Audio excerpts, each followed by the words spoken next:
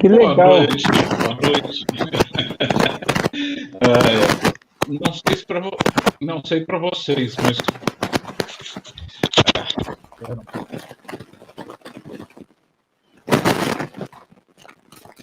O microfone estava dando problema.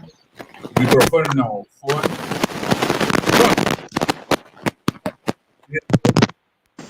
Que bom, estamos aqui de novo no dia 10 de julho, né, para mais um bate-papo.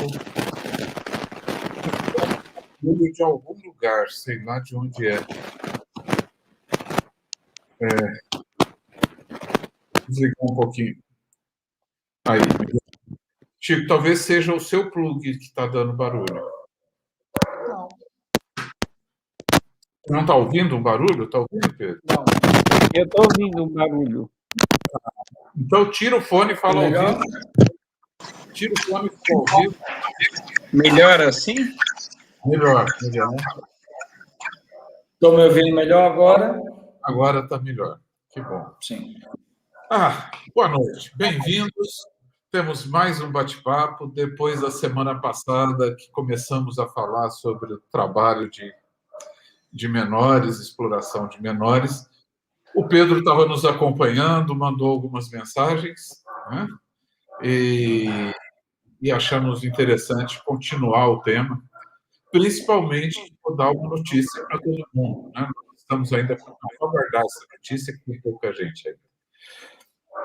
Pedro, como é que você viu o bate-papo da semana passada? O que você, o que te chamou a atenção, que você gostaria de aprofundar hoje?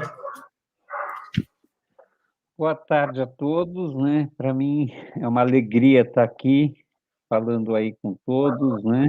Falando aqui com essa comunidade tão bacana e tão participativa, né? E tão curiosa. Eu achei muito importante o bate-papo da semana passada.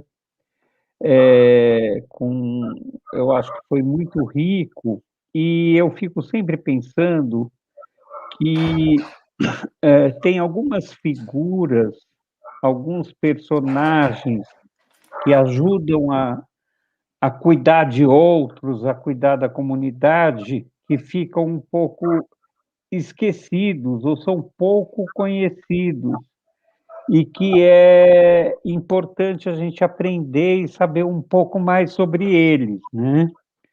Eu estou falando isso porque a primeira questão que me vem em mente é a questão do conselho tutelar, né?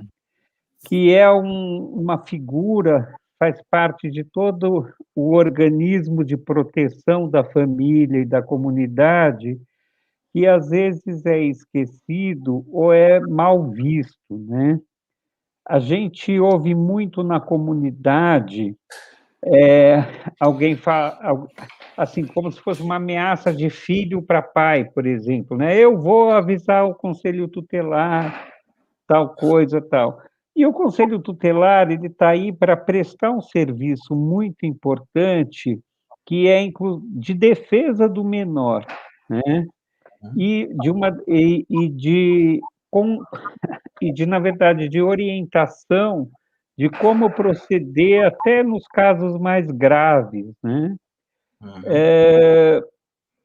Então, isso é a primeira coisa que me vem em mente, junto com a questão que seria o tema maior de hoje, do trabalho infantil, né?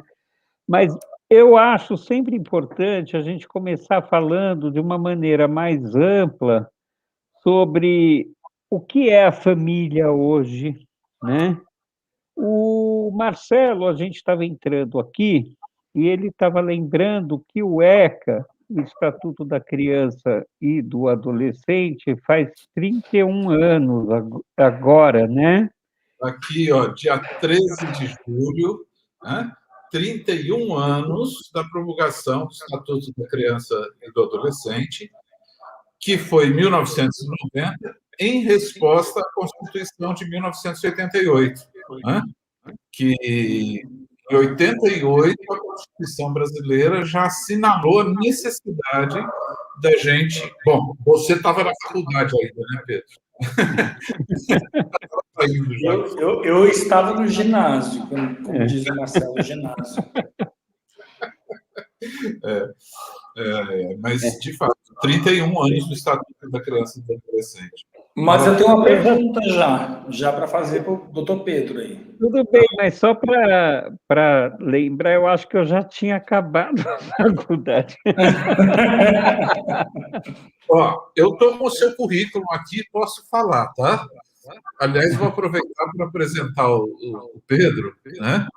Ele formou em 87 na PUC, fez curso de especialização em Direito Processual Civil e do Entretenimento e na Comunicação Social. Fez curso de extensão universitária em Direito Contratual e curso de aperfeiçoamento no Direito da Infância e Juventude, né? Atua e é membro da Comissão de Direito à Adoção da Ordem dos Advogados do Brasil, né? Além do que, né, viu seu nome no filme que você indicou, mas eu conto já já. Então, ele formou em 87, o Estatuto da Criança, a Constituição foi em 88, o Estatuto da Criança em 90. Eu tenho a pergunta já para o doutor Pedro. Por favor, Padre Glênio. É que assim, doutor Pedro, por favor, nos explique, para mim principalmente, qual é o real valor, como é constituído a questão desse Conselho Tutelar. Quem é esse Conselho Tutelar? O objetivo dele? Se o senhor pode falar sobre isso.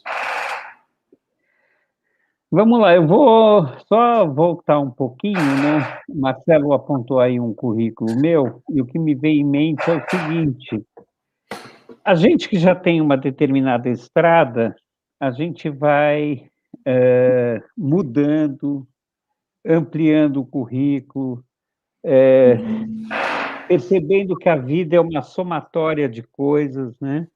E uma somatória de interesses, né? Então, hoje é o meu contato com eles, eu estou navegando pela psicanálise também, mas eu estou falando tudo isso porque isso tem a ver também com o conceito de família e do Estatuto da Criança, que foi se modificando com o tempo, né?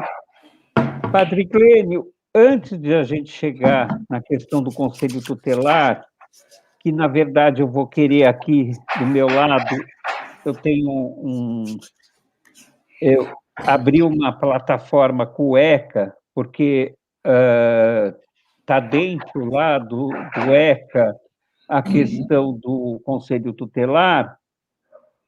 Eu queria falar um pouco sobre o ECA como um todo, né? Que é o Estatuto da Criança e do Adolescente, e tem algumas partes do ECA que eu acho muito importante que todos tenham conhecimento e que reflitam a respeito. Sim. E tem até E eu falo isso porque eu acho importante, daí fazendo o link com o que eu fiz do meu currículo, as pessoas terem uma percepção maior de quem é a criança e o adolescente e de como a questão da família foi evoluindo com relação ao tempo. É muito interessante, o ECA foi um marco para a gente muito grande, tá?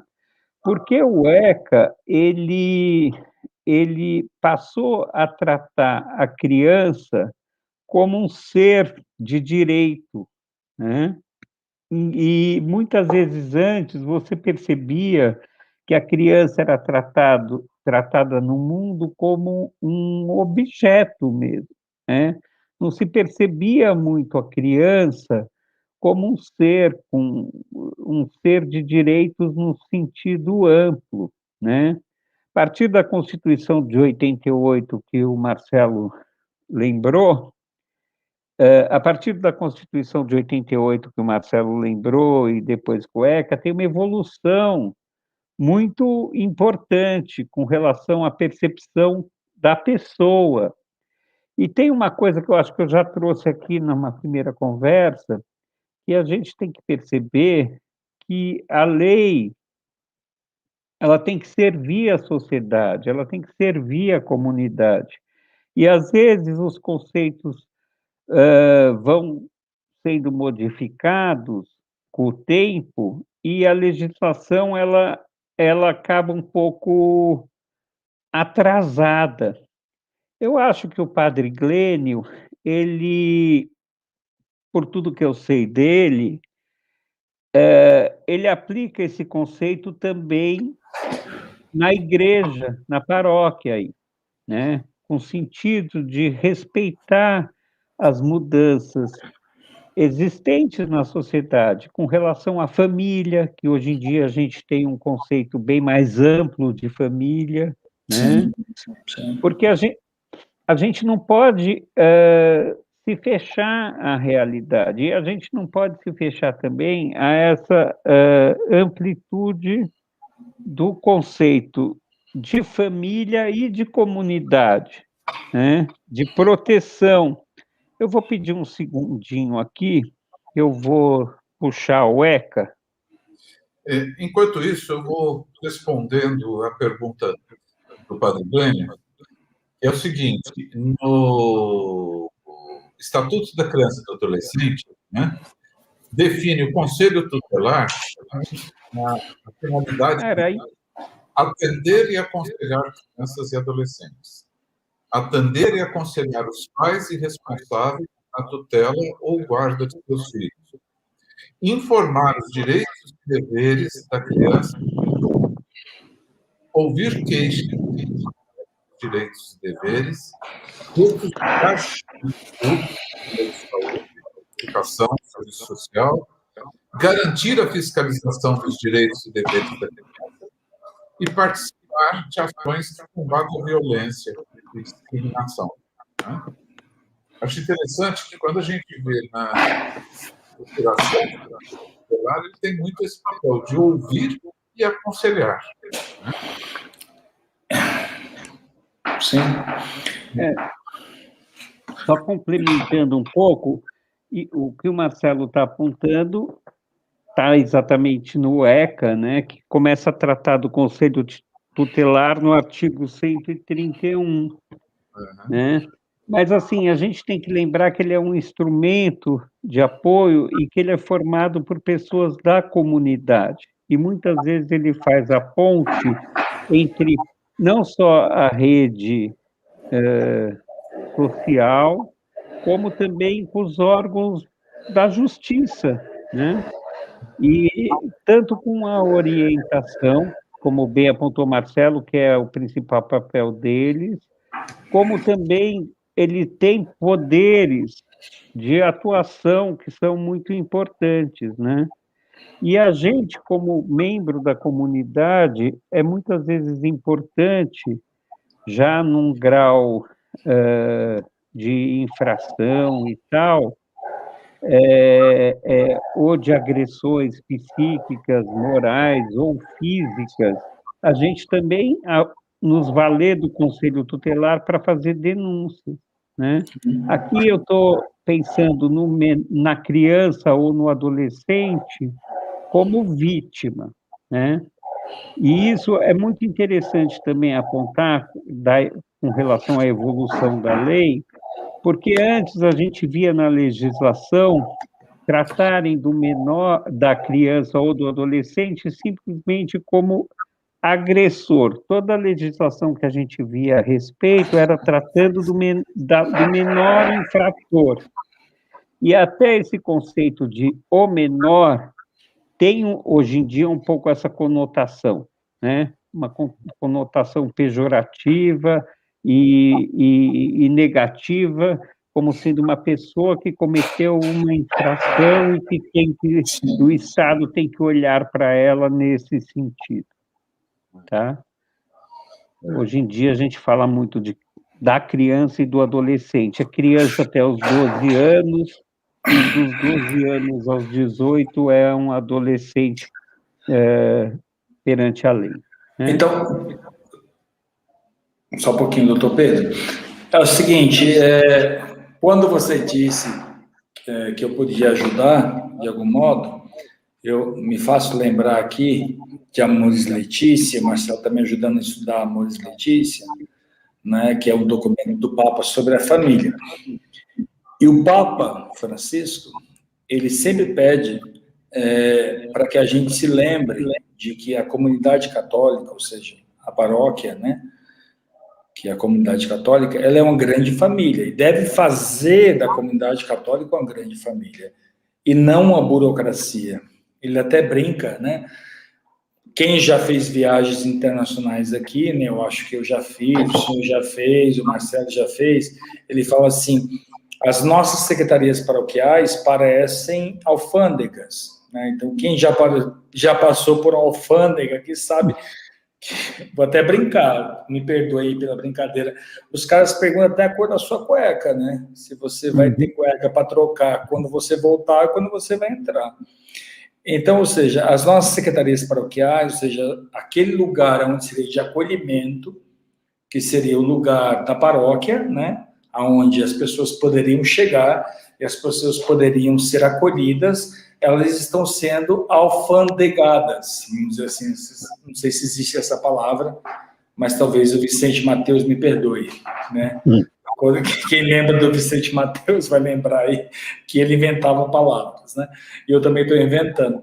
Então, a gente é alfandegado, então, ou seja, a paróquia, ela deixou de ser, pelo menos eu vou dizer assim, a minha paróquia, tá? Eu vou falar da minha paróquia.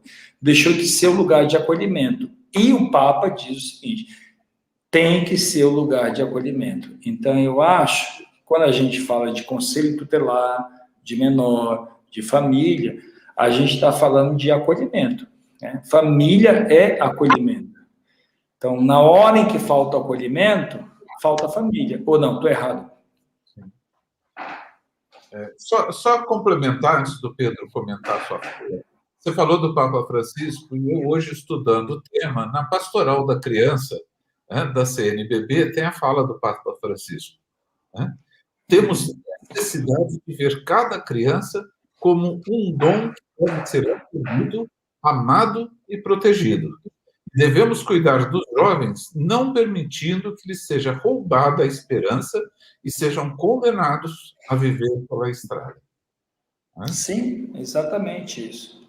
É porque nós tínhamos na paróquia, por exemplo, a gente está falando de conselho tutelar, que é uma outra instância, né, uma instância social, né, e até legal, né, ou seja, foi criada porque as outras instâncias, que seriam a paróquia, as comunidades no geral, comunidades cristãs e os conselhos cristãos, tal, até os conselhos das comunidades deixaram de acolher, né? Então a gente teve que criar comunidades assim legais, ou seja, civis, para poder acolher as pessoas. Não sei.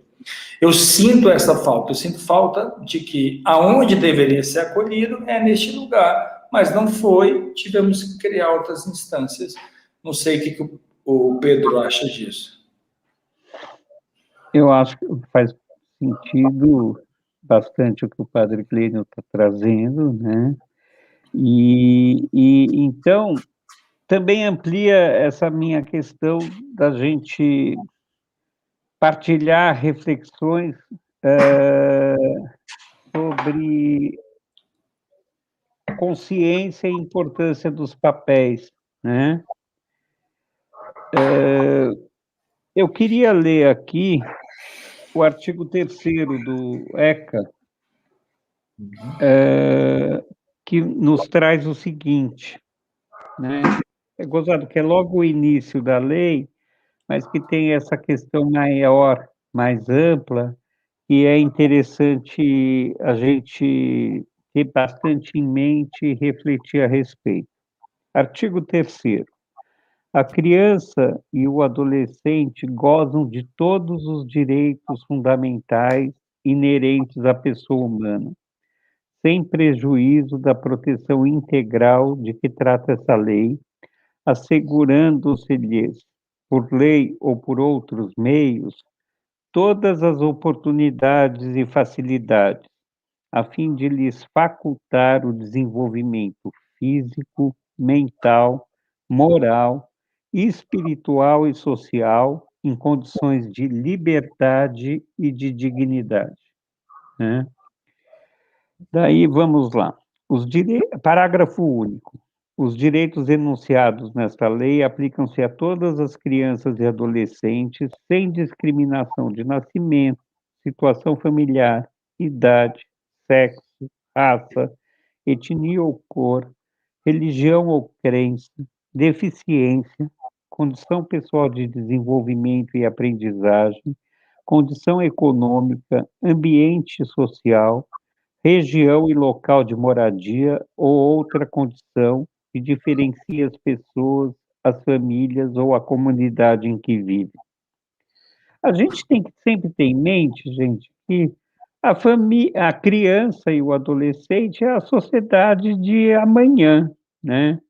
E a gente tem que cuidar delas com um olhar acolhedor, como disse o padre Glenn, né? E esse acolhimento, eu acho que é a base de sustentação para tudo, né? Para esse crescimento. Então, você tem que ter um olhar amoroso, eu diria, para as questões, mesmo as mais difíceis, né?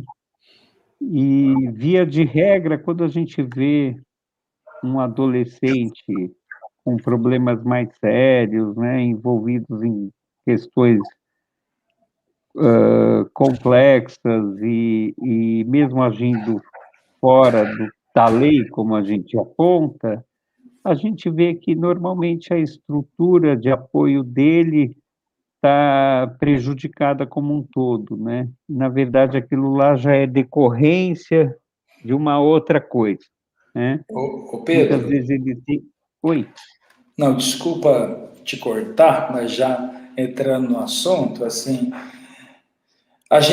eu fui professor há muito tempo na rede estadual, né? Então, Uhum. o aluno que dava trabalho. Na época a gente chamava dava trabalho, né? Hoje a gente não pode falar isso. Mas o aluno que dava trabalho, né? É o aluno que o pai e a mãe não acompanhavam ele, ou seja, a família não acompanhava ele.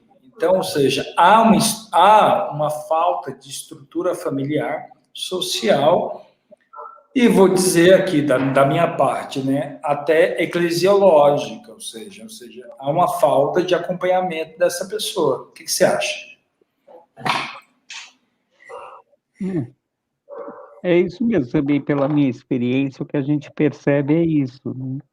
E daí a gente vem para uma questão maior, que são problemas que nós temos no nosso país. Se a gente lê o próprio ECA como um todo e as medidas de proteção que a gente tem, e tem a ver com a fala de vocês na semana passada, a gente muitas vezes tem uma estrutura que não dá conta do recado, né?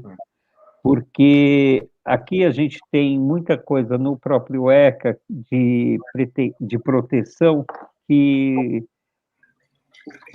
de certa forma, está idealizada numa situação de realidade que vai aquém da que a gente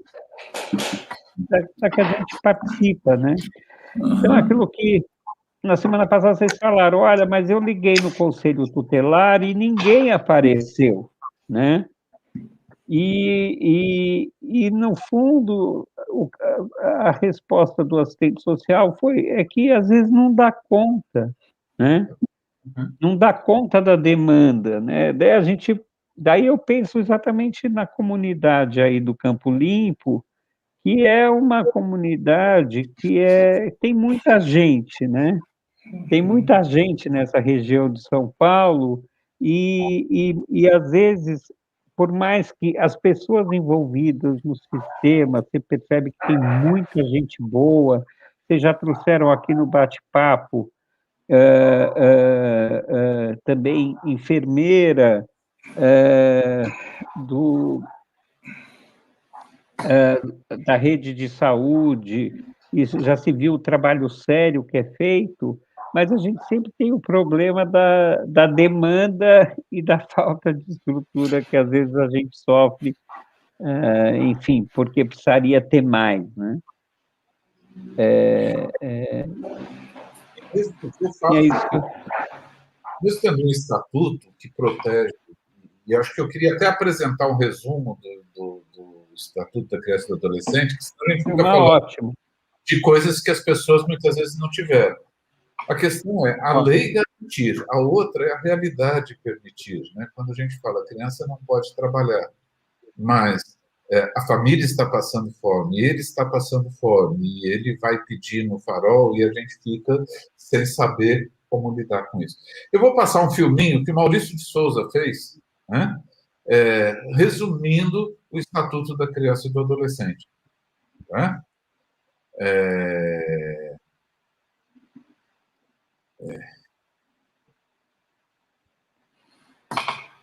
Vou colocar aqui. Vocês me dizem se estão vendo. Está aparecendo? Sim. Você sabia que existe uma lei que fala sobre os direitos e deveres de uma criança? Sabiam que todas as crianças têm direitos? Aumenta, Marcelo. Direito à educação, à saúde, ao respeito, à alimentação, a brincar e a ter uma família. Aumenta a tela. Mas nem todas as crianças são matriculadas nas escolas. Em vez disso, estão trabalhando. Coitadas! Por isso, existe uma lei para proteger as crianças, o ECA. Ele proíbe as crianças de trabalharem até os 14 anos. Essa lei também diz que toda criança deve ser criada pela família. E se uma criança não tiver família? Ela pode ser adotada, né? Que legal essa lei! Mas, além dos direitos, as crianças também têm deveres. E quais são? Obedecer aos pais, respeitar as pessoas e a natureza, cuidar dos animais, proteger o patrimônio público, frequentar a escola e estudar muito. Ah, já fazemos isso! Muito bem! Vocês serão adultos com um futuro muito melhor para se viver.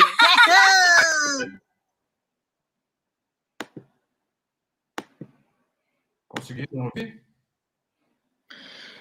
Precisava aumentar a tela. Eu estava com a tela cheia. Eu consegui ver também. Eu também consegui ver muito. Ah, tá. Talvez eu possa fazer isso daqui. Quer que passe de novo? Não, acho que a gente viu, né, Pedro? Eu acho que está bom. Que ele coloca assim, estatuto, a criança tem direitos, mas ela também tem deveres. Eu acho que isso é legal que a gente diga, né? Ô, Marcelo, meu irmão começa a contar a história que eu te falei aí, ó. Gleidson Almeida, meu irmão. Tá, vamos lá. Vou contar um pouco da minha experiência. Trabalhei 18 anos em uma ONG e acolhi um jovem em LA, em liberdade assistida, LA. Uma das conversas que tinha com eles era para evitar chamar educadores de senhor e senhora.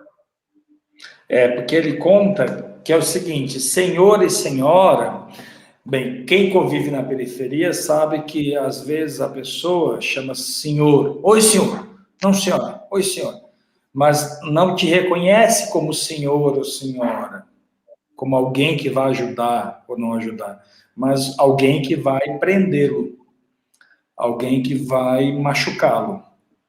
Então, tirar esse estigma, não sei se o comentário vale a pena aí. Eu acho que vale sim a pena, né? Porque eu acho que teve uma evolução social e também das pessoas que participam hoje desse trabalho, né? Mesmo porque o que acontece que tem a ver também com a falta de estrutura social que eu estava apontando, né? Teoricamente, se uma criança ou adolescente comete uma infração, principalmente um adolescente, a medida não é de punição, é de na verdade, ele teoricamente ele tem que ser reintegrado na sociedade e ele vai estar lá, ele teria que estar lá tendo um suporte do poder público para essa reinserção, né? Tanto com estudo, formação, regra, tal. Na prática, a gente tem toda uma falha de sistema, né? No sentido de que a realidade se mostra, às vezes, mais violenta, né? Mais agressiva, né? Mais dura. E isso é retratado dentro dos locais de acolhimento, né, do jovem, né? E às vezes a coisa também sai do controle, mas hoje em dia a consciência dos assistentes sociais, das pessoas envolvidas, é bem maior com relação ao próprio ECA mesmo. O que veio com o ECA nesses 31 anos veio sendo passado, e também na formação dos profissionais envolvidos, né? Com relação ao que o Marcelo falou de trabalho, né? É uma coisa super importante, porque você tem um mundo ideal e você tem o mundo real, né? E daí essa questão da dificuldade financeira, né, que as famílias passam, e às vezes a pessoa fala, escuta, o menor está passando fome também, a realidade ele tem que contribuir e tal, é dura. Foi muito... Eu assisti, né, a semana passada o bate-papo, e eu fiquei na cabeça com o Disque 100, né? Uhum. E até liguei no Disque 100, porque tem exatamente, eu passo muito pela Avenida Brasil, em São Paulo, e tem um local que sempre tem crianças muito pequenas tentando vender bala, né? E você sabe que atrás daquelas crianças tem algum adulto, né, que está controlando aquilo, que pode ser o pai ou pode ser um outro qualquer, mas o padrão é esse, né? Apesar de que, sim, elas podem estar lá sem o maior saber, mas tem uma negligência por trás, né? Tem os responsáveis saber. E eu acabei ligando no Disque 100 dessa vez e falando, olha, estão aqui menores, eu tive sorte, vi, Marcelo, eu consegui ser atendido. Conseguiu ser atendido. Uhum. Não, estou feliz da vida, estou feliz da vida. Você está falando, eu estou aqui arrepiado, você é a terceira pessoa que me fala das crianças na Avenida Brasil. Não, estou feliz da vida porque, assim, eu achei que a angústia era só minha. Eu acho que nós três, como psicanalistas, eu acho que a gente fica muito feliz quando sabe que você não está louco sozinho, né? A loucura, na verdade, não é uma loucura, na verdade. Não, porque eu fiquei enlouquecido, eu falei, gente, será que só sou eu que fico angustiado com aquelas crianças que pedem coisas no farol? Obrigado, Pedro. Mas essa amiga falou que estava num dia frio, essa criança pedindo coisas sem agasalho e descalça, né? Quer dizer, ela ficou... Obrigado mesmo, porque dá a impressão de que... Eu fiquei com a impressão assim, falei, puxa, acho que estou falando uma besteira aqui, mas que bom que você trouxe isso, que bom que você não só trouxe isso, que você trouxe essa questão que o Elton já tinha dito, liga para o Disque 100. Pode continuar, Pedro. Pode continuar. Não, até toda vez que eu vejo criança no sinal vendendo tal, eu lembro daquela música do Lenine que ele fala, tá relampejando, cadê nenê? Tá vendendo drops no sinal para alguém. Né? Não sei se você maravilhoso, Lenine maravilhoso. Você lembrou essa música maravilhosa? Lembro, conheço. Quem tem um pouquinho mais dos anos 80 aí conhece a música. Marcelo talvez seja dos anos 60, 70, talvez não conheça, mas...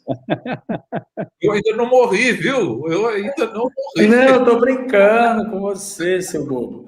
Estou brincando porque Marcelo é super conhecedor Marcelo é super conhecedor da cultura brasileira. Marcelo é super conhecedor das músicas, tal, muito mais do que eu, tô brincando só. Mas daí, Pedro, você ligou para o Disque 100, o que aconteceu?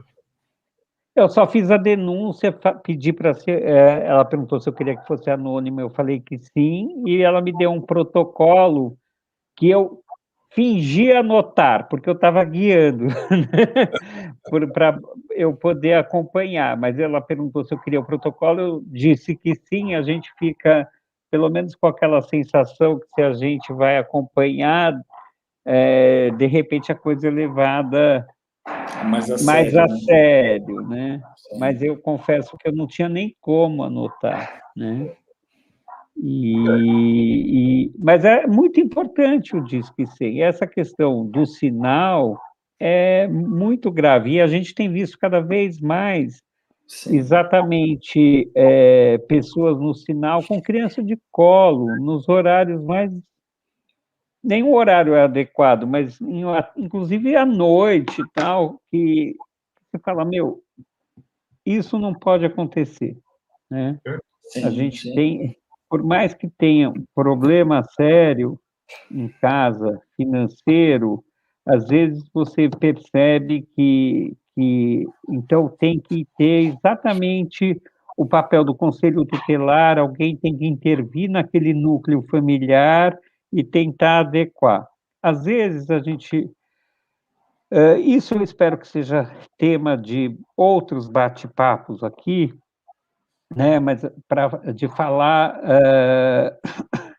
sobre o termo técnico hoje é hoje, mas os abrigos, né? E quando cabe a retirada de uma criança do núcleo da família, em momento que ela esteja sofrendo violência, e o encaminhamento dela para um abrigo, que, via de regra, gente, é provisório, né? É exatamente para dar chance para aquela família de origem ser trabalhada e ajustada, objetivando que essa criança volte à sua família, né? É importante eu colocar aqui que a adoção, que eu acho que é essencial na sociedade, porque, querendo ou não, sempre você vai ter crianças que precisam de uma família substituta, é a última opção, via de regra, né? Via de regra, você tenta reajustar a família que está com problemas e fazer com que aquela criança retorne àquele seio familiar. Tem até um bate-papo, porque aí tem um subjetivismo dos limites, né? A gente vê quem trabalha com isso, que acompanha, às vezes a gente vê que tem alguma criança, tem alguma família que está realmente desestruturada e, às vezes, o poder judiciário, aquele tenta mais do que deveria, porque a criança acaba ficando afastada da família. Nesse filminho que o Marcelo passou, acabamos de ouvir, né? Todos têm direito a uma família. Então, o tempo acaba passando e aquela pessoa acaba ficando institucionalizada muito mais do que deveria, né?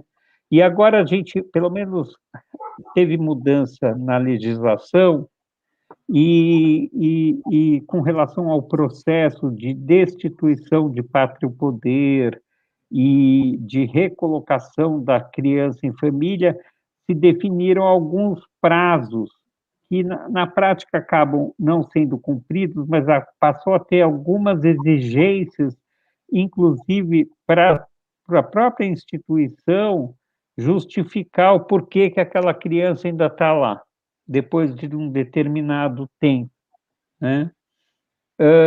Mas eu estou fugindo muito do tema. Isso, viu, Não, Marcelo? Oi, por favor, não padre. não está fugindo, não. Assim, a minha pergunta seria assim, não a pergunta, na verdade, é uma cutucada na nossa conversa, né? Assim, quando a gente fala, por exemplo, eu sou da periferia, sempre fui da periferia, fui criado na periferia, sou periférico, né? Porque eu costumo brincar, né? Eu sou nordestino, sou filho de negros, né? E sou periférico, então. E outra coisa, minha mãe é uma mãe adotada, ela foi adotada, né? Só que no Nordeste, por exemplo, estou falando da realidade onde eu fui criado, né? Todo mundo cuida de todo mundo, então, ou seja, teve uma criança que nasceu ali e a mãe morreu, alguém adota aquela criança, né? Então, ou seja, é um carinho, de algum modo. Só que a adoção, onde a gente vive, e o Conselho Tutelar e todas essas medidas que a gente tem tido aí, que a gente, soam na cabeça da gente, na cabeça das pessoas que nos procuram, como uma punição. Até o Marcelo falou, acho que semana passada, o Marcelo usou um termo, isso talvez seja por conta do ato falho, mas assim, como é o nome daquele negócio da polícia, né, o que foi, Marcelo, que você falou? É que o Conselho Tutelar trabalha junto com a polícia. Sim. A polícia leva para o Conselho Tutelar. Isso. Mas você associou a polícia, a prisão, uma coisa assim. Não foi?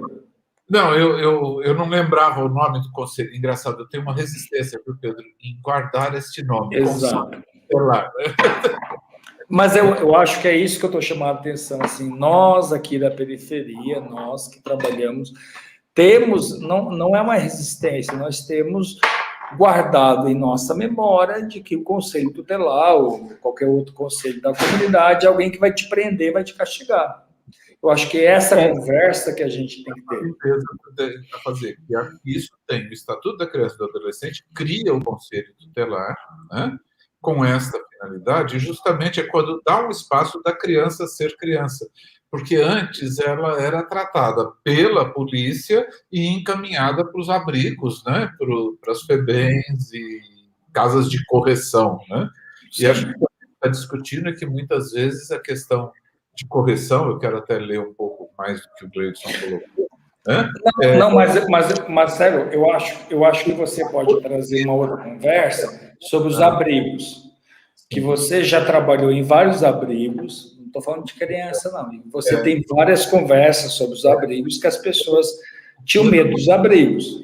Pedro eu confesso, viu, Marcelo, que, desculpe interromper, que eu até conversei com o Ricardo Albuquerque, meu amigo, que é da ABCD, nossa casa, que é, na verdade, uma instituição onde não só eles têm contraturno, como é uma casa de acolhimento de crianças, né? Que até então ele tem essa experiência e ele está disposto a combinar um bate-papo, exatamente porque ele tem toda a visão do sistema, ele trabalha com isso todos os dias. Até nesse sentido, gente, é muito importante. Eu ia lançar para o Padre Glênio uma questão daí que era exatamente nessa visão, né, de que o Conselho Tutelar existe para punir. Na minha cabeça, o pensamento foi punir quem? O adulto ou a criança? Será que nesse conceito de punição e de medo do Conselho Tutelar, o interesse que está em jogo é o do pai que maltratou, que judiou, que não cuidou, ou da criança como sujeito de direito? Não, pode falar, desculpa. Não, pode falar. Não, eu acho ótimo esse bate-papo, essa conversa, porque, na verdade, quem chega para conversar com a gente não é a criança, quem chega é o adulto. E o adulto, ele chega preocupado em ser punido, o senhor tem razão, né? A punição é para o adulto que maltrata a criança ou que está sendo acusado de maltratar a criança e a gente lida com esse adulto. A gente não lida com a criança. Eu, por exemplo, não tenho a clínica da criança, né, Marcelo? Não, mas agora, essa conversa, acho que isso é muito difícil, né? O Pedro citou e falou do direito, me lembrou de uma experiência que eu tive trabalhando numa casa de passagem, né? Para quem não sabe, casa de passagem é onde as crianças ficam enquanto os pais cumprem penas, prisão, né? E eu lembro que tinham 2 irmãos que eu gostava muito, toda vez que eu ia, a gente brincava, etc. E um dia eles vieram, me abraçaram e falaram assim: minha mãe está saindo da cadeia e eu vou ter que ir ficar com ela. Eu não quero ficar com ela. Né? Me salva. Né? E aí é uma coisa muito difícil da justiça, quer dizer, a mãe tem direito aos filhos, né? Os filhos podem ser uma base para a recuperação desta mãe, mas existe toda uma decisão que eu não gostaria de tomar, né? Quer dizer, eu apenas avisei a diretoria, né? Pedi que levassem a juízo para o juiz saber, mas nitidamente nessa coisa, a criança tem o direito à família, os pais têm direito, agora nesta relação é muito difícil, né? Muitas vezes a criança não queria estar com esta família, né? E que com certeza devia ter coisa muito brava, porque a mãe estava cumprindo pena, né? Mas eu sei que a gente sofre muito ao lidar com essas crianças e com essa realidade. Não era no aspecto terapêutico, eu fazia um trabalho social dentro dessa casa de passagem, né? Mas eu acho que, para quem está acompanhando, essas decisões são muito difíceis de serem tomadas, né? Mesmo justiça, né? É dificílimo, porque tem essa questão do direito, mas imagina, para esses irmãos estarem falando isso, que não deve ter sido a realidade deles nesse núcleo familiar, né? Hoje em dia, viu, Marcelo, eu acho que teve uma evolução também no ouvir a criança, né? Se pegar até no estatuto, quer dizer, a criança deve sempre ser ouvida, né? É muito comum isso que você está contando, né? A gente percebe tem crianças que acabam tendo pavor de ir para casa. E aí, por exemplo, quem trabalha com adoção, ou como eu, é muito envolvido com o tema, né? E luta pela adoção, se pega muitas vezes nessa questão, até quando vão forçar essa criança a tentar que ela fique nessa família. Eu vou dar um exemplo. Você tem uns pais viciados em droga. E a criança é abrigada e o tom é que sempre, que a gente vê muito, é a mãe pretendendo sair da vida e conseguir ter responsabilidade. Daí ela visita os filhos no abrigo, raramente, quando visita, é assim, em hora de almoço, por exemplo, para almoçar alguma coisa. E daí, quer dizer, ela continua com o mesmo discurso de que ela vai mudar de vida e tal, tal, tal, e às vezes você vê que passa 1 ano, passa 2 anos, passa 3 anos, e você pergunta até quando, porque aquela criança está deixando de ter o direito a ter uma família, né? E está com aquele vínculo. E é realmente muito difícil esse trabalho com o Poder Judiciário também, o que é muito comum. Você tem em curso uma ação de destituição do pátrio poder, exatamente por maus tratos ou por alguma coisa. E essa criança está abrigada. Por outro lado, é comum os juízes levarem esse processo e deixando em banho-maria e não dando uma sentença final de destituição do pátrio poder, enquanto não se tem uma nova família para essa criança, né? Porque a verdade é que se você destitui o pátrio poder, aquela criança fica sem pai nem mãe nenhum, inclusive no documento, né? Se for... Então, na verdade, as coisas se confundem. Tem muita gente que acha que... Eu acho que vai ser muito importante um bate-papo com o Ricardo. Tem muita gente que tem a impressão que toda criança que está abrigada está disponível para a adoção. E isso está longe de ser verdade, né? O percentual maior das crianças abrigadas é de crianças que estão nessa situação, com a sociedade, na verdade, o Poder Judiciário tal, tentando fazer com que aquele núcleo familiar se reestruture e ela possa voltar para esse núcleo dela. E é interessante, esse conceito de abrigo, se a gente for ver nos tempos, Marcelo, num tempo nosso, lá atrás,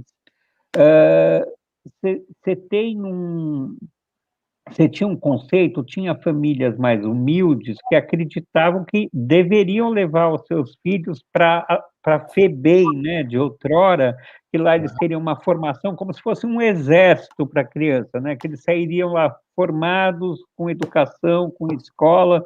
Tem um filme, que agora não vou lembrar o nome, que é com base na história de um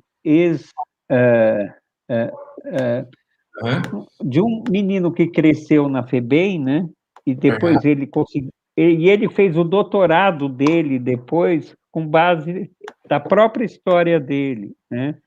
E exatamente que a FEBEM, que deveria cuidar deles, ela foi completamente omissa, né? Ele não teve escola, não teve nada, e as violências que ele sofreu lá dentro, naquela ocasião, foram brutais, e ele fez um estudo exatamente da história dos ex-internos da FEBEM, o que aconteceu com aquele grupo de pessoas, foi a tese dele, né? E foram experiências muito ruins. Mas, gente, eu estou aqui falando e pensando, né, como a gente está fugindo do tema. Eu queria falar um pouco de trabalho infantil. Não está fugindo, não. Está fugindo, não. O bate-papo é assim, Pedro. Antes de você voltar, vamos só responder ao Gleidson, que ele depois mandou mais mensagens. Ele coloca: gostaria de sugerir para esses jovens um cuidado especial para ajudar na ressocialização, para não identificá-lo como jovem em medida. Perfeito, Gleidson, né? Ele está no direito dele. Continuando, eles acabam sendo identificados e tínhamos uma dificuldade em trabalhar as diferenças. Isso também inibia sua socialização. Perfeito. Mas eu acho que a palavra ressocialização, socialização, eu acho que já é uma palavra muito preconceituosa, no meu ponto de vista. Porque, assim, você já vive em sociedade, não importa onde você está vivendo. Eu acho que a conversa é que sociedade você vive. Eu acho que essa é a pergunta que a gente tem que fazer, né? Porque, assim, se eu estou vivendo na sociedade, bem, dentro sei lá, da instituição lá, né, da casa-abrigo, do abrigo-casa, se eu estou vivendo dentro da sociedade paróquia São José Operário, ou da comunidade CDHU, ok, beleza. Mas em que sociedade eu estou vivendo? Eu acho que ressocialização é uma palavra que eu não sei quem usa, mas me parece que é muita justiça que usa, não sei se o senhor, se o Pedro pode ajudar aí, né? Eu não quero coordenar ninguém, não, mas eu acho que ressocialização, socialização dá a impressão de que a pessoa estava em Marte, né? Ou vivendo na Lua. E, na verdade, não, a pessoa está vivendo, né? E, na verdade, até muitas vezes a infração que a pessoa cometeu é decorrente dessa sociedade que ele participava. Exato, do lugar onde ele estava vivendo, né?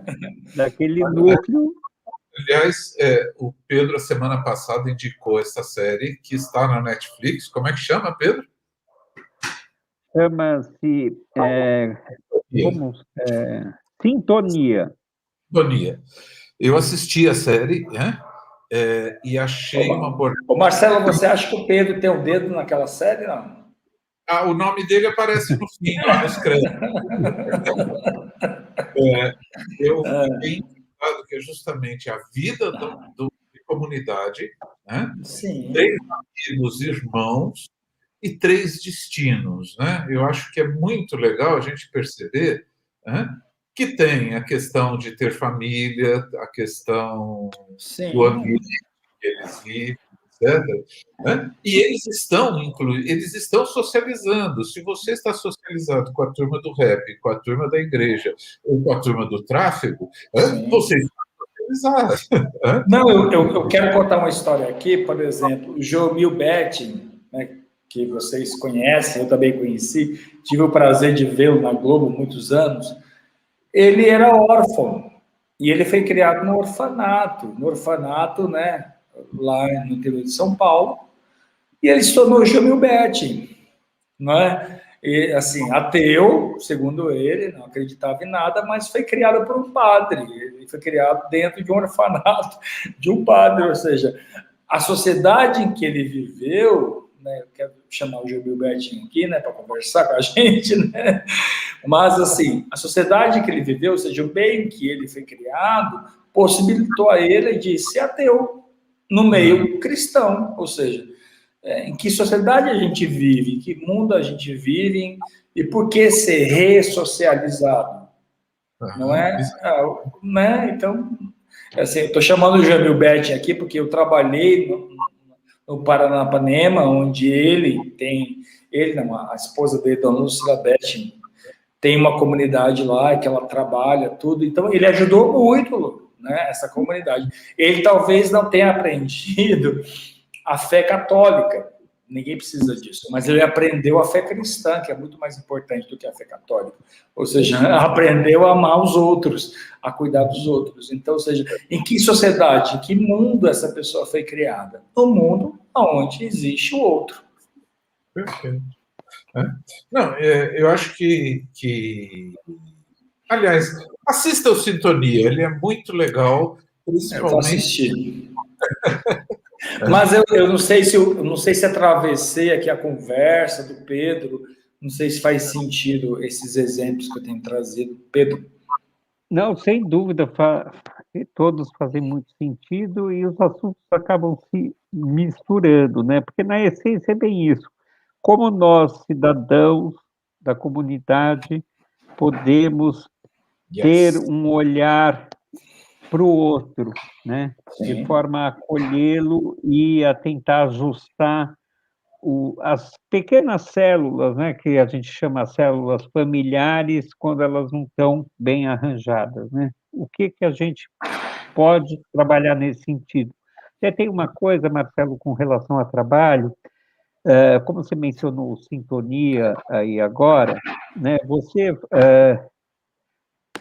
de fato, né, no próprio ECA está disposto, e como no filminho que você passou, está falando que a criança não pode trabalhar, né, até os 14 anos, aí depois ela vai ser menor aprendiz e tal, e tem como aparecem crianças em filmes, né, como aparecem crianças na TV, que você pensa assim, tudo tem um interesse também público, né, toda vez que você vai retratar alguma coisa num filme, você tem que ter o que a gente chama de verossimilhança, né? Você não, como você vai ter uma novela, alguma coisa sem um papel de uma criança, né? Como é que você pode retratar um determinado, uma determinada situação?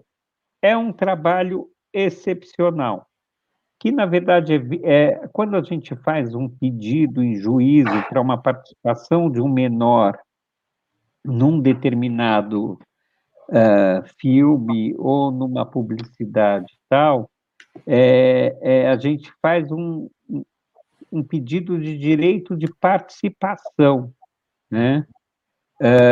E daí, como eu apontei na semana passada, hoje em dia tem uma série de exigências, né? Tem uma diferença grande aí, você pega um menor contratado pelo SBT, que toda semana ele tem que gravar, filmar, papapá. Daí você tem aí uns ajustes e um controle da vida dessa pessoa constante no Poder Judiciário, né? Sobre os horários dele, a manutenção dessa criança na escola, tal. E para um filme, ou uma série, ou para uma publicidade, funciona igual, de modo mais enxuto, né? Como eu disse, é claro que a gente vê abusos, né? Muitas vezes, assim, a filmagem vai acabar às 8 da noite, vai acabar às 7 da noite. Não, acaba meia-noite e às vezes tem uma criança lá que não deveria ter estado até a meia-noite, né? Mas se a determinação legal é que a criança fique até às 8, você tem chance de sofrer uma fiscalização com impacto decorrente, inclusive de não poder, para a produtora, de não poder mais filmar com menor. Tem um controle real, tá? Agora, a gente trata de 2 assuntos aqui que eu queria lançar, que às vezes as pessoas não pensam a respeito, e a gente pode ampliar da esfera do trabalho para a esfera global, que é o direito à imagem da criança, né? Então, principalmente quando você está falando de trabalho em publicidade, ou trabalho na televisão, ou no cinema, ou em série de TV, aquela criança está vendendo a imagem dela, que nem um adulto, que nem um jogador de futebol, né? Tanto que a remuneração, você fala, quanto que a pessoa vai ganhar para fazer uma publicidade da Coca-Cola? Ela vai ganhar para filmar, para se preparar por 2 dias e filmar um dia, ela vai ganhar R$7.000, um exemplo qualquer. É um dinheiro que vai além, né? É um universo com interesses financeiros muito grandes, principalmente na área da publicidade. Então, é uma receita significativa, muitas vezes, para a família daquele menor, né?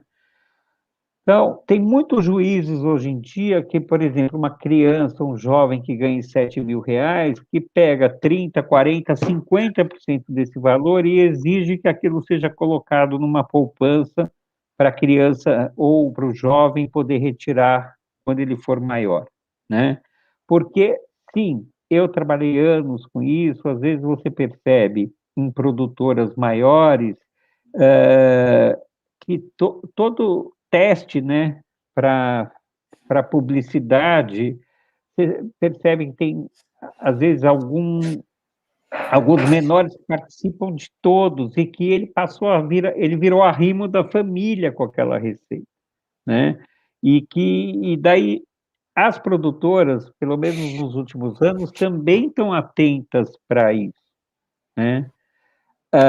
Agora, tem menor que tem implicações, às vezes, o menor faz um filme ou alguma coisa e ele fica em evidência, mesmo a Sintonia, pega essa série Sintonia ali, não é menor de idade, são todos maiores, mas são jovens que do nada, até ontem ninguém os conhecia, e até isso que você falou, atores desconhecidos. Cada vez mais, Marcelo, a gente vai trabalhar com pessoas desconhecidas, porque o mercado exige isso, exige caras novas, né?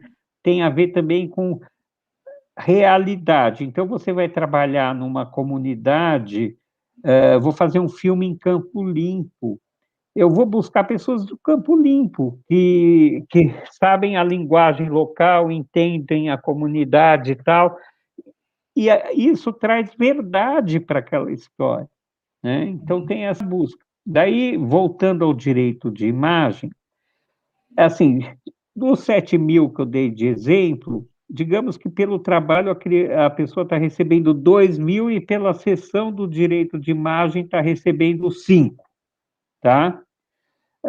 Tem uma proporção como se fosse 30% e 70%, mais ou menos, que não está na lei, mas é uma coisa que é levada em conta, né? Porque você faz uma propaganda, por exemplo, aquilo lá, se ela passar novamente, você é novamente remunerado, né? Porque você faz um contrato para aquela propaganda poder passar por 1 ano, por exemplo. Se tiver nova, se ela continuar, se acontecer alguma coisa complementar, você vai ser remunerado de novo por um trabalho que você já fez. Mas a gente se preocupa muito em não colocar a criança ou adolescente em situações vexatórias também, E eu falo que isso pode ser ampliado para não só para trabalho, mas para tudo, porque, na verdade, isso tem um impacto emocional para a criança muito grande. Então, por exemplo, você pega uma criança, está passeando aí no seu bairro, e você vê uma mãe espancando uma criança. Daí, às vezes, até pensando no bem, você filma aquela criança numa situação trágica como essa, e você põe na mídia, né? Você põe na rede social, tal. E você pode estar ampliando o mal a essa criança, porque daí ela está associada à figura dela, àquela situação, e é uma coisa que você perde o controle na mídia. Então, isso não é uma coisa legal de ser feita, né? E quando você me fala, Marcelo, às vezes a gente fica pensando como aquela criança participou daquela cena, como é que isso foi feito. Não só tem um trabalho psicológico, muitas vezes, mas a cena que a gente vê acontecer, muitas vezes não foi gravada com a criança, né? Às vezes, você tem técnica, né? Então, a fala da criança, ou de qualquer pessoa, a montagem do filme vem depois. Digamos que tenha uma cena de sexo tórrida entre um casal e na história a criança viu. Com certeza no filme as coisas não vão acontecer assim na filmagem. Vai dar vai se fazer parecer que foi isso, mas a gente filma a criança vendo uma cena e depois põe a cena. Doutor Pedro, não, você está me falando disso, estou me lembrando de algumas coisas assim, mas assim, quem viveu nos anos 80 vai saber disso que você está falando. Por exemplo, a Xuxa, né, recentemente teve que se defender, não é, de que ela foi gravada, bem, segundo o que disseram, um filme que ela fez uma cena, né, de sexo, e ela disse, não fiz, não, foi um dublê, por exemplo.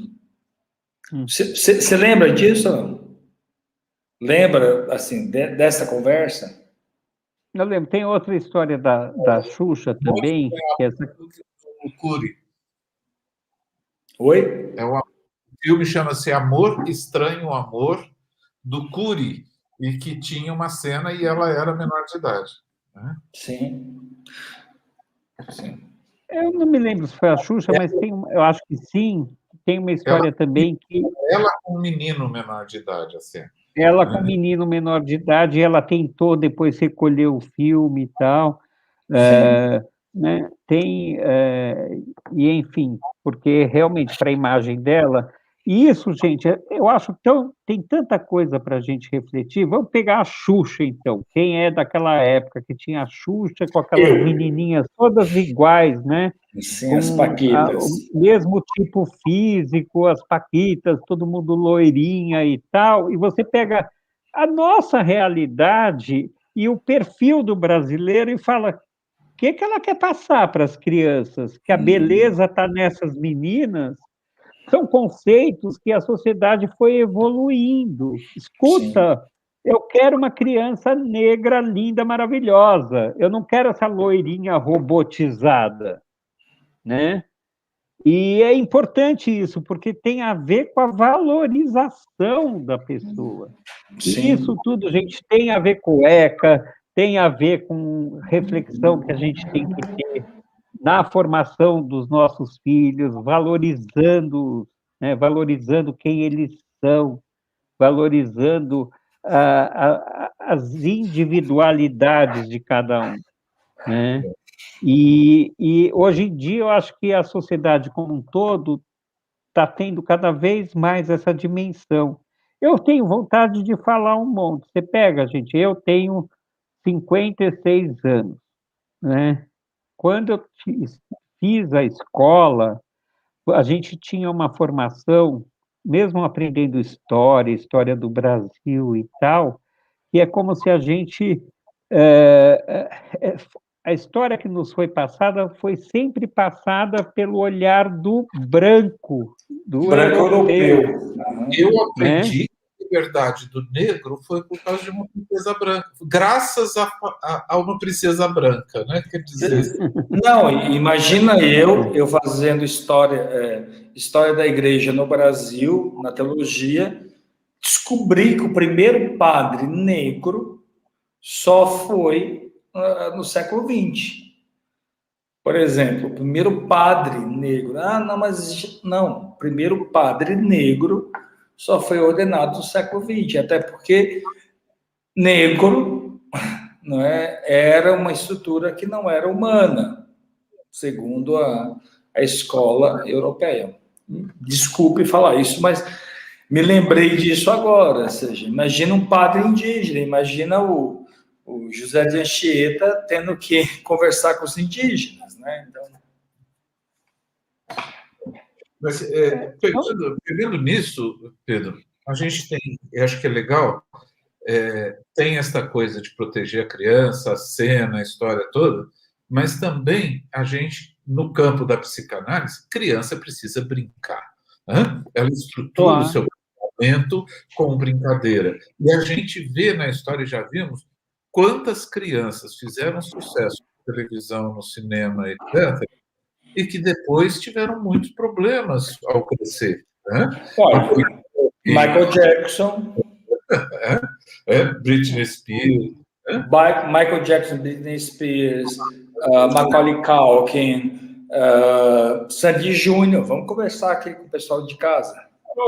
A dificuldade que teve o próprio Fábio Júnior, não, Fábio Assunção, que fez Fábio Assunção. Cantores que fizeram sucesso muito jovens. Sim, sim. Precisa ter estrutura. Precisa ter essa estrutura psicológica. Então, eu estava falando do Sintonia, e isso eu ia dizer, viu, Marcelo? Eu conversando com o roteirista, né, que fez essa primeira temporada, tal, e ele falando exatamente do apoio psicológico que era necessário que esses atores jovens tivessem, porque hoje em dia o mercado, é só a gente ver a quantidade de filme que tem na Netflix, as coisas acontecem muito rápido, e como chegam, vão embora, né? Então você tem que preparar a criança, ou o jovem, ou mesmo não mais menor de idade, a isso, que ele vai ter um boom, ele vai ser reconhecido na rua, na comunidade, mas isso hoje em dia é por um período curto de tempo. É difícil a pessoa se manter por muito tempo. Esses exemplos que vocês deram, gente, é assim, né? Olha que maluco, né? Já é exceção, porque dos atores e tal, que nem jogador de futebol, já é uma elite que, mal ou bem, se sobressaiu, ganhou muito dinheiro e sim teve problemas, né? E tem o grosso que conseguiu, realidade brasileira, conseguiu pôr comida na mesa da família por um tempo X e nunca ficou famoso, né? Simplesmente aquilo foi um trabalho como qualquer outro.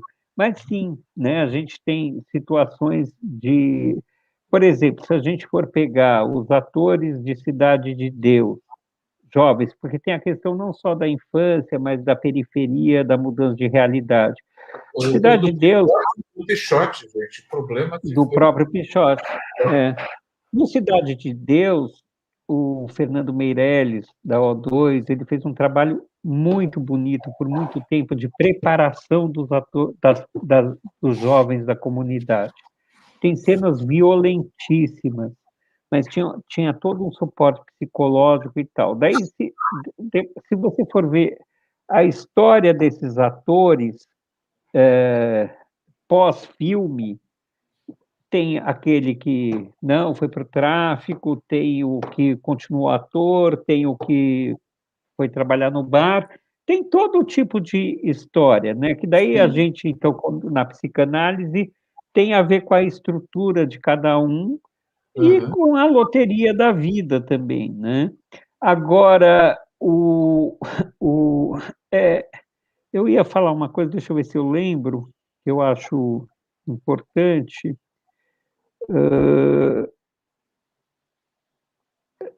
tem essa coisa da realidade, né? Que é, escuta, como que a gente lida? É uma pergunta para todos, né? Você tem uma oportunidade, tem a ver com a série Sintonia também, da pessoa emergir, né?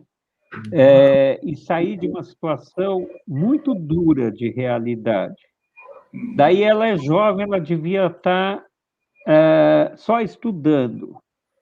Mas daí você fica exatamente dosando o que é melhor para aquela pessoa. E se eu for perguntar para o jovem de 15 anos, escuta, você quer trabalhar numa série de TV ou você não quer porque você deve ficar só estudando? Aquilo lá de repente, a chance de ouro daquela pessoa.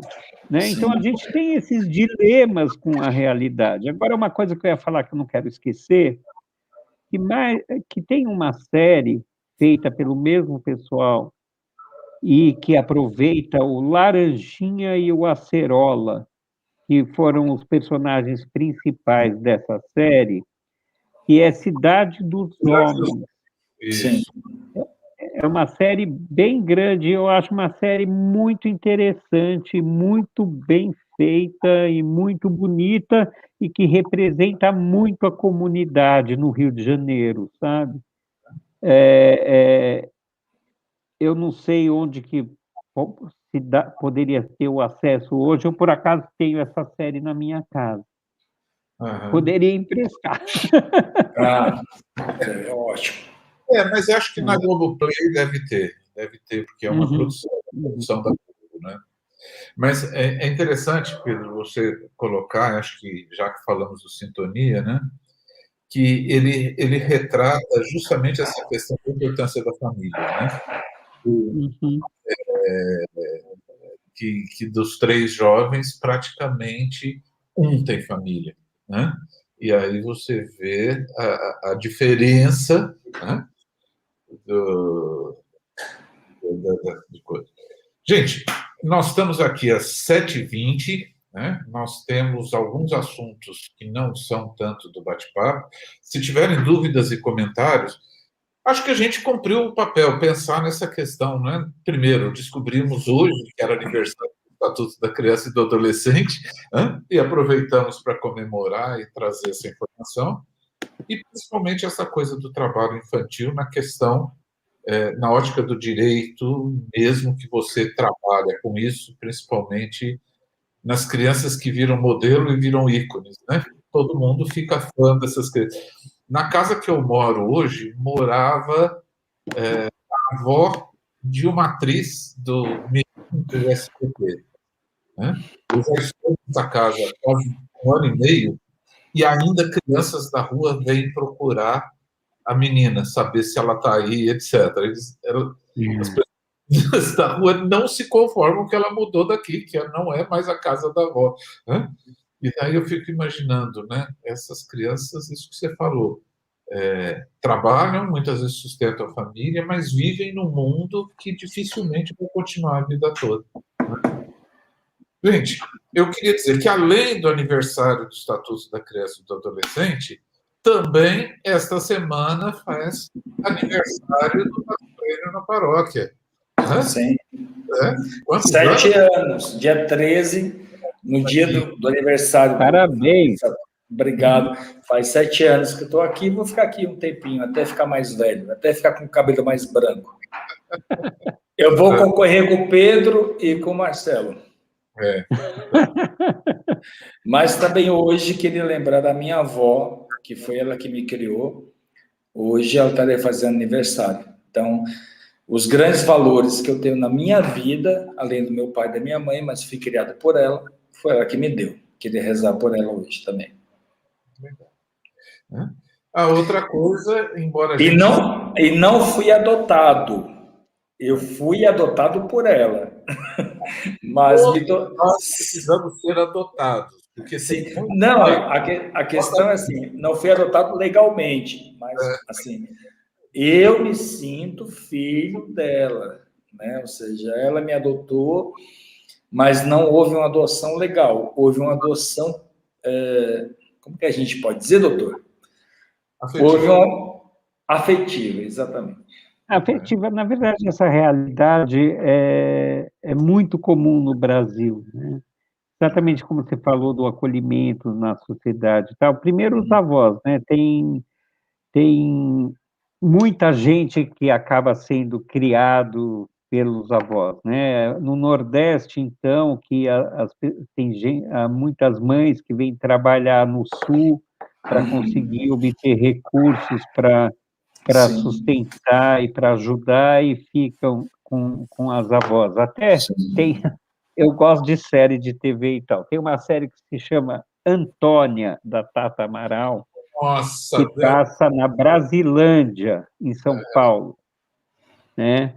E uma das músicas que é tocada na série fala do filho, sou filho de vó, né? Que é uma realidade muito presente na nossa vida. A gente fala, quando tem esse acolhimento, né? Às vezes nas comunidades tem exatamente isso, até o vizinho que cuida da criança, tal, que é muito comum na nossa sociedade. E a adoção legal, que a gente já tratou aqui nesse bate-papo, é uma outra coisa diferente. Quando você tem uma adoção de fato, que não de direito, às vezes é muito comum, né? Tipo, você pega a mãe da criança, tá meio descabeçada e quer sair para a vida, e a irmã fica cuidando do filho dela. É muito comum. A gente tem alguns problemas que são problemas, às vezes você não tem uma guarda legalizada, não tem um pedido de guarda feito, e o tempo vai passando e aquela pessoa começa a ter problema para inscrever a criança na escola, para isso, para aquilo, e, enfim, daí a questão que daí se busca o Poder Judiciário, como é que eu faço? Estão me exigindo tal documento, né? Porque, às vezes, o responsável legal, oficial, a mãe, o pai, quem quer que seja, desapareceu, né?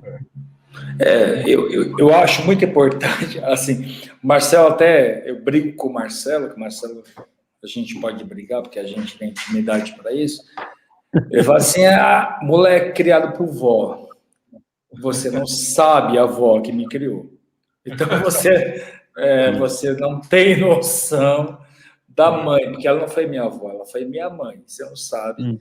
E se eu sou um homem hoje, o homem que eu sou é porque eu fui criado por ela, porque minha avó era analfabeta. E eu aprendi todas as orações do cristão por um analfabeta, né? Então, ou seja, o homem que eu sou hoje é porque eu fui criado por vó. Então, ou seja, neto criado por vó depende de quem você está falando. Perfeito. Mas, olha, seja a criação que for, né? E a gente brinca, né, do criado por vó, a questão é que nós, como cidadãos, eu acho que a gente fechando, né, estar atentos.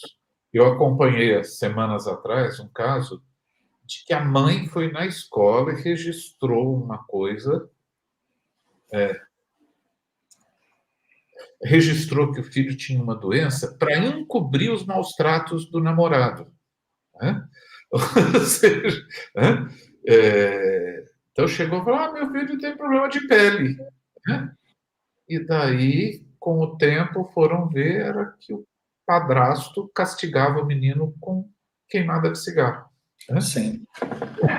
Dá até arrepio, né?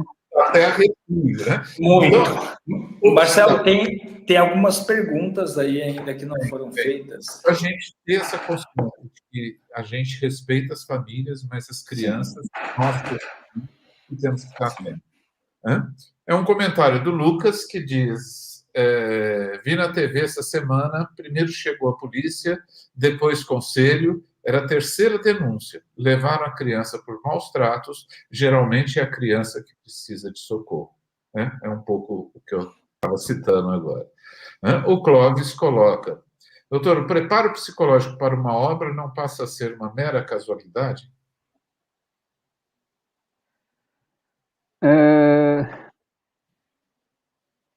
Passou a ser cada vez mais vezes, viu, Clóvis? Passou a ser mais uma constante, sabe?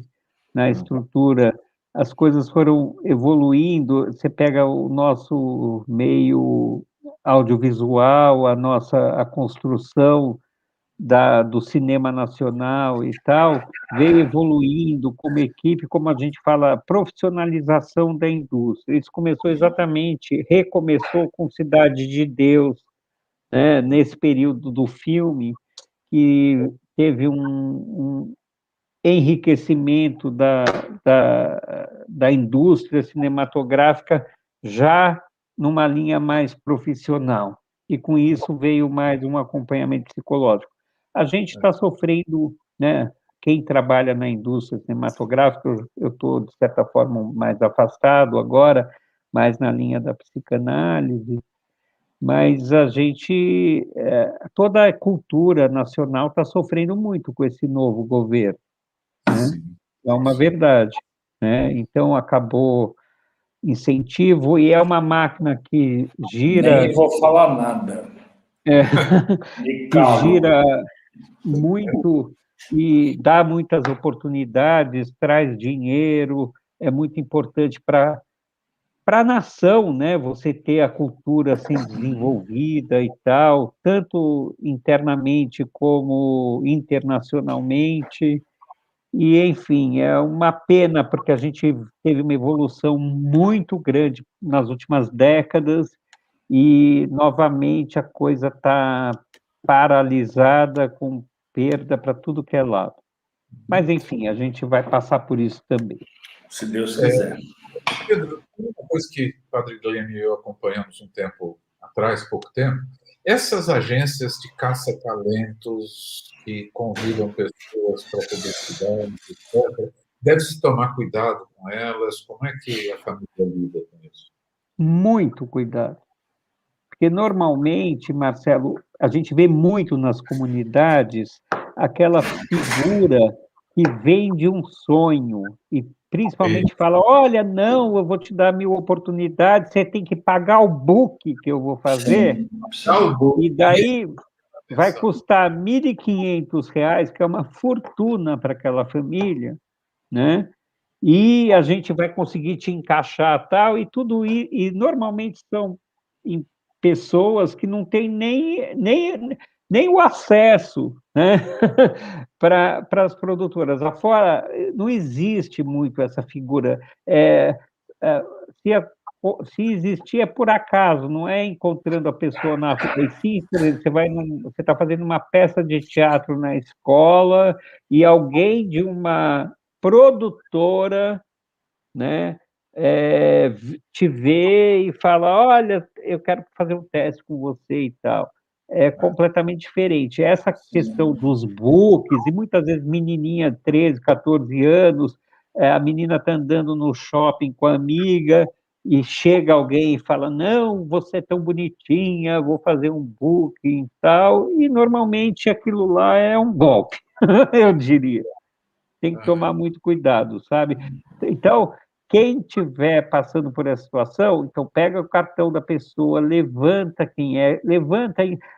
Se é uma coisa séria, então é uma empresa, daí vai ver a situação da empresa, vai descobrir a respeito e né, você não pode, porque é um dinheiro que tem um impacto muito grande na renda da família e na ilusão e no psicológico daquela jovem, que fica acreditando numa coisa que não vai acontecer. Sim, verdade. Foi bom você falar isso. Obrigadão, Pedro.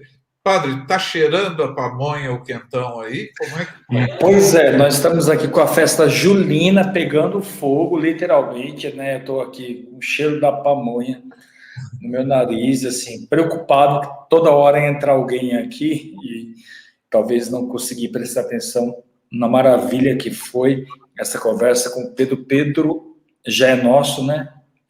Na verdade é o seguinte, Pedro, entrou aqui na paróquia, é patrimônio da paróquia, tá bom? Combinado. Só queria dizer isso para você. Pedro é patrimônio do Integração, tá? Mas a Silvia é patrimônio da paróquia, tá bom? A Silvia é patrimônio do projeto Integração. Não, a Silvia já é patrimônio da paróquia. Obrigado. Obrigado à comunidade que participou. Obrigado, Pedro, por você ter nos ajudado nessa conversa. Obrigado, Marcelo, mais uma vez pela parceria, né? Infelizmente, vou ter que deixar vocês, porque eu tenho que correr lá na cozinha para poder cuidar da pamonha. O Pedro talvez não saiba, mas a comunidade sabe, a gente está fazendo a festa julina. Então, quem quiser ainda pedir a sua sacola da festa julina, pode pedir, nós estamos entregando ainda. Hoje e amanhã. Que legal. Amanhã até que hora? Amanhã até a hora da missa. A missa é 6 horas, então até 7 horas a gente está entregando. Perfeito. Tá bom? Obrigado, gente. Muito obrigado, viu? É um prazer estar aqui com vocês. Um grande beijo a vocês. Deus abençoe. Do Pai, do Filho e do Espírito Santo. Amém. Beijo para vocês. Tchau. Beijo a todos. Tchau, tchau. Tchau.